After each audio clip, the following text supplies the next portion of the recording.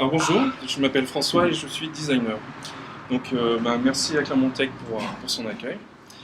J'espère que vous êtes bien assis parce qu'on va parler d'ergonomie. Donc on va voir une petite définition rapide. On va appliquer des critères sur les formulaires et puis on verra que c'est plus qu'un gadget dans une création de projet. Donc bon, on lit.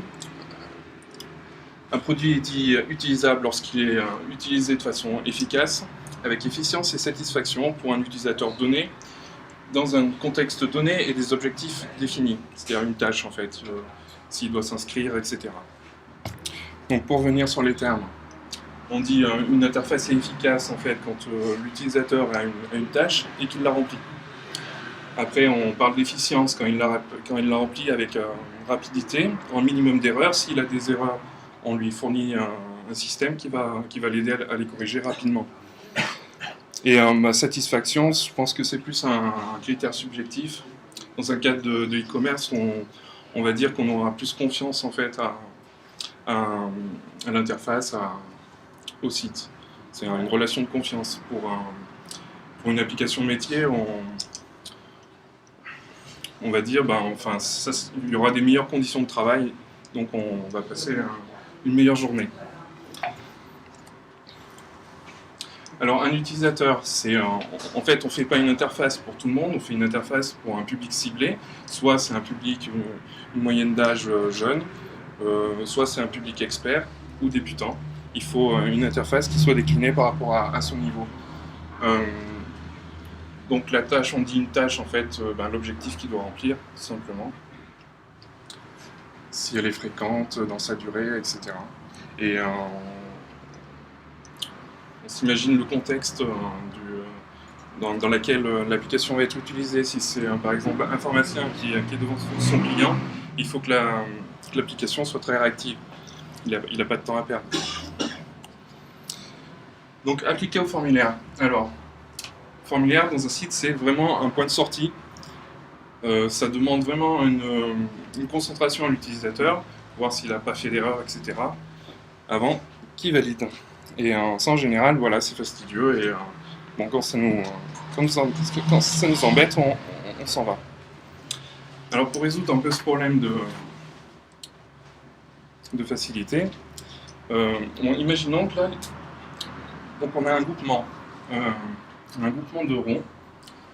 On va dire que ces ronds, c'est l'information.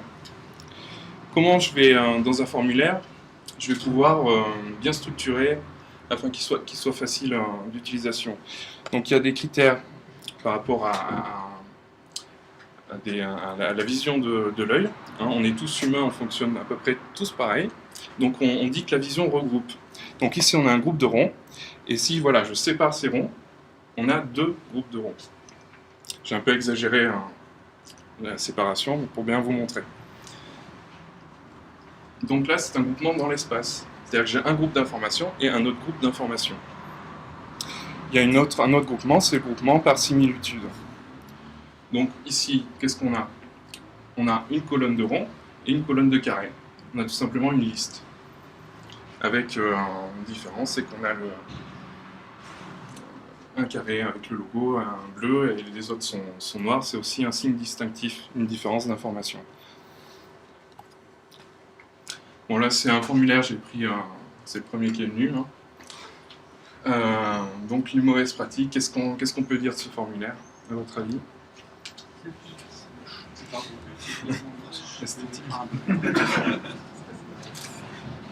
Donc oui. Alors on s'aperçoit que déjà les groupements ne sont pas respectés, les inputs se touchent, l'information est assez confuse. On peut voir qu'il y a le français et l'anglais qui apparaissent. Ça peut provoquer une surcharge informationnelle. Il y a quelque chose qui est bien, quand même. C'est le code postal. Le champ est réduit, donc on s'attend à un minimum de numéros. Voilà. Si le développeur a bien fait son travail, il a limité son champ à 5 numéros. Qu'est-ce que je peux dire d'autre? Ouais. Donc des meilleures pratiques. En fait, on sépare l'information, c'est-à-dire qu'on a deux blocs d'informations ici. Donc là, c'est pour un contrat. On a l'information pour la personne et l'information relative à son contrat. On sépare les deux blocs par un cadre. En plus, on a l'espace qui différencie donc deux informations différentes. Le bloc, on lui met un titre, le titre de l'information.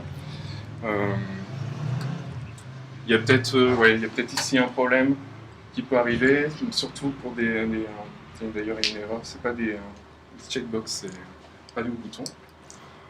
Un exemple, c'est-à-dire qu'on ne peut pas dire qu'on est un monsieur et une madame. Donc il faut des radio-boutons. Ici, peut-être que l'espace n'est pas assez écarté à voir.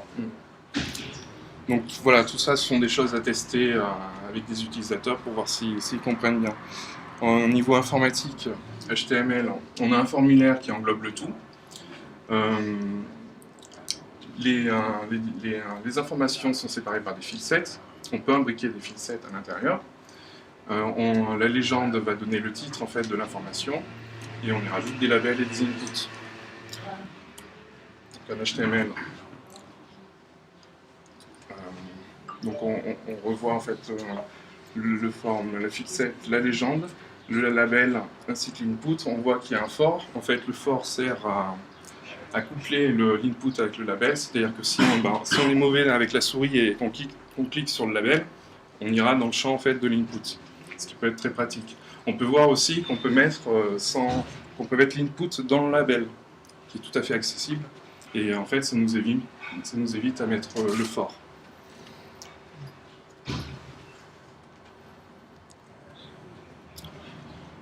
Donc on n'oublie pas la gestion des erreurs. Donc je rappelle le critère au niveau de l'espace. Ici, j'aurais pu coder l'input avec un certi rouge pour bien mettre en évidence, mais finalement il y a l'espace et l'erreur qui sont bien rapprochés, donc on sait que cette erreur est couplée avec le champ du dessus.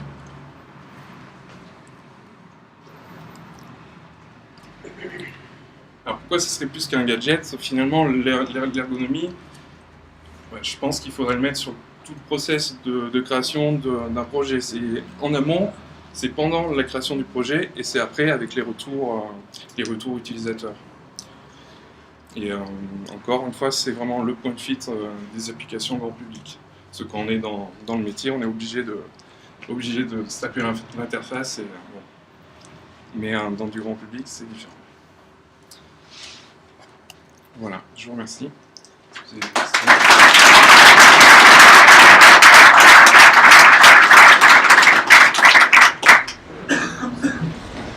J'aurais une première question en fait. Est-ce que tu penses que il y a peut-être des questions à regarder William ou pas? Il y en a une. Plutôt tout en haut ou sur chaque champ? Les réponses serveurs sont faites en haut, après en JavaScript, on peut les faire sur chaque champ. Mais en termes d'ergonomie, qu'est-ce que tu penses qu'il y a mieux? De toute façon, il faudra les deux. Après, sur chaque champ, c'est plus intéressant. On voit tout de suite où elle est. Et qu'est-ce que tu penses en fait de l'organisation d'ateliers de conception autour d'une interface? Justement, est-ce que c'est des choses que tu as déjà fait avant de commencer un projet? Oui, c'est l'idéal. Ça se fait pas beaucoup en fait. Oui. Sinon, c'est des pièces rapportées. On commence l'application, après on fait intervenir dans le projet. Oui, même l'ergonomie ne soit pas forcément, il ne faut pas supporter que par le designer ou par l'ergonome lui-même, mais tout le monde pense en fait utilisateur, au développement, au designer. Le designer lui va plus se focaliser sur la forme et la fonction, mais c'est vrai qu'il va lui échapper la gestion des erreurs. Et là, c'est peut-être plus sur les développeurs d'intervenir dans ce cas-là. Donc les ateliers de conception, ils font intervenir à la fois des utilisateurs, des designers et des développeurs. Il faut vraiment qu'il y ait tous les corps de métier, ça marche. L'utilisateur, lui, c'est pas forcément en amont, mais le connaître déjà, c'est pas mal. On connaît dans les études marketing où c'est un site qu'on connaît tout simplement. Et après, en fait, tous les frameworks maintenant qui existent HTML5 nous guident énormément dans ce processus-là. Parce que je vois toute l'ergo de Bootstrap pour la gestion des erreurs, etc., c'est déjà fait plus ou moins mis en forme assez correctement. Ouais, au niveau de la facilité d'utilisation. Après, il reste toute l'architecture du site en fait. Il n'y a pas que ces critères en fait, qui vont faire que l'application est facile d'utilisation. C'est où est-ce que je vais retrouver l'information facilement. Il y a des outils en place, des fils d'Ariane par exemple, pour savoir où je me situe dans le site ou des choses comme ça. C'est vrai que les outils proposent automatiquement. Ok, d'autres questions sur vous ou pas? Ouais. Si notre utilisateur cible c'est Madame Michu qui allume son ordinateur une fois par an, est-ce que tout ce qu'on voit aujourd'hui sur les sites web qui sont très dynamiques, avec tout ce qui est web 2.0, ainsi de suite, les formulaires qui se valident dynamiquement à mesure qu'on rentre de l'information, est-ce que c'est pas déroutant quand un utilisateur est vraiment novice? Ou est-ce que c'est rentré dans les mœurs puisqu'on le voit partout maintenant? Pour une navigation originale, oui, ça peut être déroutant. Pour un formulaire qui se remplit tout seul, ça va plus l'aider qu'autre chose en fait. De voir des trucs clignoter à chaque fois qu'elle rentre un index, c'est pas... Il ne faut pas trop que ce soit un progressif quand même. On laisse un laps de temps.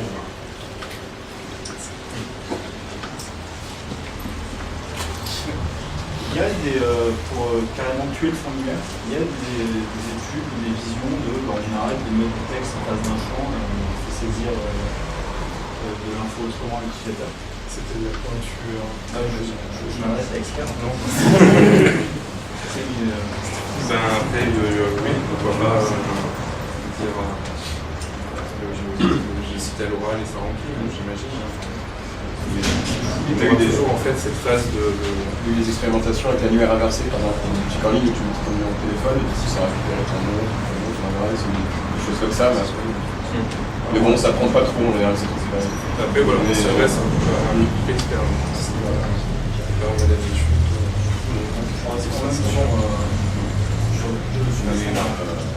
Oui, alors après, ce qu'on peut voir, c'est le texte dans le champ. Ce genre de choses. Après, il faut bien régler, c'est-à-dire quand on sort du champ, plusieurs champs, on remet en fait le texte pour pas qu'il est outillé, des choses comme ça. Je pense que pour des formulaires qui je vais